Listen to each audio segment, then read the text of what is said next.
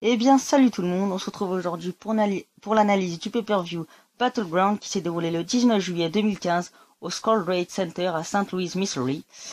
Donc voilà, rentrons tout de suite dans le vif du sujet. Donc on va commencer par parler du kick-off, donc le pré-show qui s'est passé entre King Barrett et Artlouf. Donc le match avait un petit enjeu, c'était l'enjeu de celui qui gagnait avait la couronne du roi du ring. Donc voilà, bon, niveau du match, franchement, la rivalité est un peu lourde. Franchement, comme rivalité, c'est vraiment chiant. Earth King Barrett, bon, ça va bien 5 minutes, mais bon, ça fait quand même pas mal de temps qu'on voit ce genre de match. Sinon, après le match, c'était moyen, comme un pré-show, quoi, c'est un match de pré-show. En même temps, donc victoire de King Barrett, donc il conserve son titre de roi du ring. Donc voilà, voilà ce qui est pour le pré-show. Après, on va passer au premier match qui a opposé Sheamus à Randy Orton. Donc Randy Orton était dans sa ville natale, donc Saint-Louis, dans le Missouri.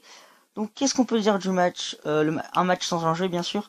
Donc qu'est-ce qu'on peut dire du match Le début du match très lent. Franchement, le début du match a été vraiment lent. Sheamus qui s'est beaucoup enfui à l'extérieur du ring. Voilà. Après, d'un coup, miracle, domination totale de Sheamus. Sheamus a dominé tout le match. Randy Orton était absent, on peut dire ça. Comme ça. Pardon. Donc, franchement, Randy Orton on en a pratiquement pas vu. À part une superplex et, c'est son DDT de la deuxième corde, là, on n'a rien vu d'autre de Randy Orton d'extraordinaire. Donc, bien sûr, victoire de Randy Orton par un RKO out of nowhere, comme on dit en anglais, donc surprenant, on l'a pas vu venir. Genre, en gros, Sheamus est en train de relever un Randy Orton et boum, RKO directement. 1, 2, 3. Victoire de Randy Orton, donc victoire un peu logique, vu que Randy Orton est dans sa ville natale. Les bookers, j'aurais pas vraiment vu l'intérêt de faire gagner Sheamus. Donc voilà, donc si je devrais donner une note à ce match, je mettrais un 3 sur 5, parce que le début était assez chiant. Et au fait que Sheamus ait dominé pratiquement tout le match, c'était assez ennuyant. Donc voilà, 3 sur 5 parce que quand même le match était assez beau, notamment les prises de Sheamus qui étaient bien exécutées. Voilà, donc maintenant on va passer au deuxième match de la soirée qui opposait le New Day aux Primetime Players. Ce match était pour les titres par équipe de la WWE détenus par les Primetime Players depuis Money in the Bank si je me trompe pas. Donc, qu'est-ce qu'on peut dire de ce match? Alors, les New Day étaient franchement, pas là. Le match était très moyen de la part des New Day. Contrairement aux Primetime Players qui ont encore fait une magnifique performance depuis le Mission Chamber. Les bons perfs ils enchaînent, les Primetime Players. Donc bravo à eux. Mais franchement les New Day, franchement c'est de plus en plus moyen. Donc après c'est que mon avis, hein. Donc chacun a son avis, mais bon voilà. Donc le match, domination des Primetime Players au début. Et par contre après le New Day a très vite repris la main avec Darren Young qui s'est quand même bien fait dominer pendant une bonne partie du match.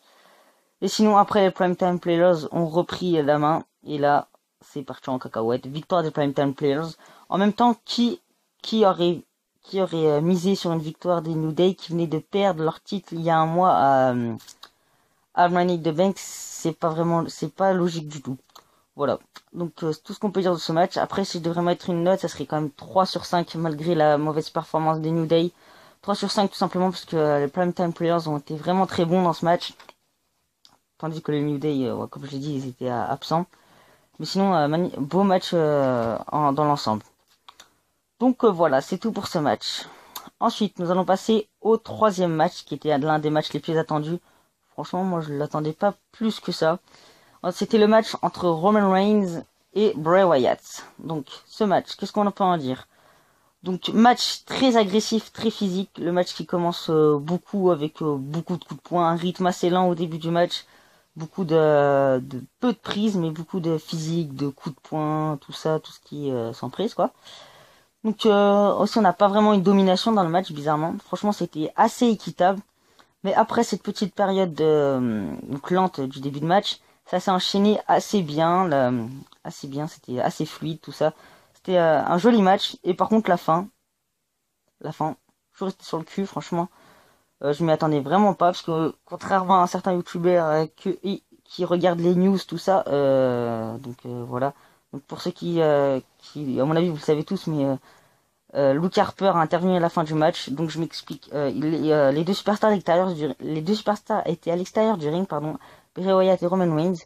Je crois que c'est Bray Wyatt qui a sorti des chaises en premier, alors Roman Reigns était au sol. Puis Roman Reigns s'est relevé, a frappé Bray Wyatt et a remis les chaises dans le ring.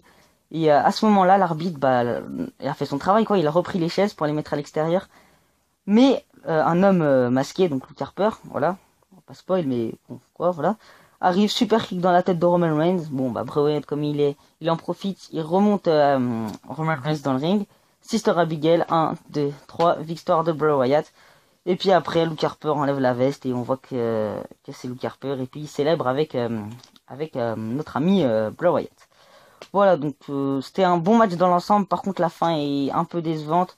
J'aurais préféré une fin à la loyale pour le match qui a quand même été pas mal. Si je devrais mettre une note, je mettrais 4 sur 5. J'enlèverais un point juste pour l'intervention de Luke Harper qui est un peu décevante, je trouve. Donc voilà, 4 sur 5 pour ce match. On passe au quatrième match de la soirée, qui est le match qui a remplacé le triple menace qui aurait dû avoir lieu entre Big Show, Le Miz et Ryback pour la ceinture intercontinentale. Le match a été annulé parce que Ryback s'est blessé à la jambe. Donc voilà. Donc ce sont les divas qui sont affrontées, c'est-à-dire Sasha Banks, Brie Bella et Charlotte. Donc, qu'est-ce qu'on peut dire de ce match? Alors franchement, la plus expérimentée dans ces trois-là, c'est bien sûr Brie Bella. Mais malheureusement, c'est elle qui a fait la pire performance du match. Franchement, Sasha Banks et Charlotte étaient bien au-dessus de Brie Bella. Franchement, Brie Bella, c'est la plus technique des trois, hein, de Alicia Fox. Non, Alicia Fox, n'en parlons pas, parce que pour moi, c'est une catastrophe, cette fille, elle sert à rien. Faut la virer, elle sert juste à décorer. Et Nikki, bah, voilà, quoi. C'est triste, mais c'est une mauvaise championne. On peut pas dire qu'elle est très technique, et elle fait pas grand-chose. Donc Brie Bella, c'est la plus forte, on va dire, des trois, dans dans la team Bella. Mais par contre, Banks et Charlotte ont livré un magnifique match. Donc franchement, elles sont tous les deux très techniques. Elles ont des très très beaux mouvements, tout ça. Par contre, Brie Bella, les seules fois où elle a intervenu, c'était vraiment bof, bof, bof. Hein. C'était triste, franchement. Elle interrompait toujours Banks et Charlotte qui faisaient des jolies choses. Et puis voilà. Franchement, très triste. Mais sinon, très beau match des Divas. Et ça fait vraiment plaisir. Ça fait longtemps qu'on n'avait pas eu un aussi beau match. Franchement, il n'y aurait pas eu Brie Bella, ça aurait été encore mieux. Franchement, on aurait eu un Sasha Banks contre Charlotte, ça aurait été juste magnifique. Donc au niveau de la gagnante, bah, c'est Charlotte qui a gagné avec le Figure 4 Leg Lock, si je me trompe pas. Je pense que c'est ça. Donc prise de son père Ric Flair. Maintenant Hall of Famer, si je me trompe pas. Donc voilà, après je devrais mettre une note à ce match, ça serait quand même 3,5. J'enlève un point et demi tout simplement parce que bien sûr les notes sont sur 5 si je l'ai pas précisé. Je lui mettrais 3,5 à ce match par tout simplement Brie Bella a vraiment été bof bof bof. Alors que Banks et Charlotte ont fait pratiquement tout le travail pendant ce match. Voilà, donc maintenant on passe au prochain match donc qui a opposé John Cena à Kevin Owens. Et ce match était pour le titre des États-Unis. Donc, alors, qu'est-ce qu'on peut dire de ce match? Alors, le match, franchement, bah, comme ils nous l'ont habitué avec Elimination Chamber et Money in the Bank, match très technique et rapide. Franchement, ça s'enchaînait assez vite. Ça s'est enchaîné plus vite que les deux derniers matchs qu'ils ont eu contre. Mais ça s'enchaînait très vite et franchement, on peut dire quelque chose depuis pas mal de temps déjà. Cena s'est franchement amélioré. Quand vous regardez l'arsenal de prises qu'il avait avant et qu'il a maintenant, franchement, il a beaucoup beaucoup évolué au niveau de sa technicité. Je sais pas si ça se dit, mais bon voilà, on s'en fout. Donc Cena, bravo, il s'est bien amélioré avec de nouvelles prises, tout ça. Après, qu'est-ce qu'on peut dire ce match? Bah, Kevin Owens, il a comme d'habitude, il a fait le travail, il a fait de très très belles prises. Franchement, ce mec, depuis qu'il est arrivé, voilà, je le kiffe. J'adore son style de catch, tout ça. Donc voilà, après, qu'est-ce qu'on peut dire? Franchement, par contre, le match a été bizarre parce que quand même, Kevin Owens s'est mangé un AA de la deuxième corde, mais juste magnifique. Et il s'est dégagé quand même. Franchement, chapeau à lui. Donc voilà. Sinon, après le match s'est terminé bizarrement. Franchement, une victoire par soumission. Qui s'y attendait? Personne. Une victoire par soumission, c'est quand même étrange parce que Cena, bah, bien sûr avec son STF, hein, il n'est pas gagné avec une autre prise de soumission. Ça me paraît un peu bizarre, une victoire par soumission. Voilà, surtout que moi je m'attendais à ce que Kevin Owens gagne, vu que, comment dire, vu ce qu'ils l'ont, comment ils l'ont fait débuter à la WWE direct avec une rivalité avec John Cena. Pour moi, il aurait quand même mérité de gagner le match. Voilà. Donc, passons à la suite. Pardon, j'ai pas donné la note. Donc, pour ce match, je donnerai quand même un 4,5. Car c'était un très joli match. On a vraiment eu des prises qu'on voit pas habituellement dans les matchs. Et ça fait vraiment plaisir. Donc voilà, un 4,5. Parce que c'est pas un match parfait non plus. Hein. Faut pas dire ça quand même. Donc, ensuite, qu'est-ce qui s'est passé? Donc, alors, nous avons le Miz. Voilà, notre ami le Miz qui devait avoir un match. Et qui est arrivé comme ça, voilà, au calme. Et qui a parlé. Franchement, j'ai pas compris, parce que moi, l'anglais, ça fait deux. Donc il est venu, il a parlé, je sais pas vraiment quoi. Puis moi, le seul truc que j'ai retenu, c'est que le Big Show, voilà, il arrive en mode pas content. Et boum, ciao punch, voilà, mise, rendors-toi. Donc on passe directement au main event, et heureusement, parce que j'avais pas envie que le Miz parle pendant 2 heures. Donc, nous allons passer au main event. Seth Rollins, l'actuel champion du monde poids lourd de la WWE, affronte Brock Lesnar, la bête, accompagné de Paul Heyman. Donc, le match était nul. Franchement, il était nul. Après, il faut laisser attendre, parce que domination de Lesnar. Lesnar a dominé tout le match. À part Rollins qui a tenté 2-3 trucs, des coups de coude dans la tête de Lesnar. Il a mis 2-3 coups de pied, je crois, pour essayer de le mettre au sol, mais en vain.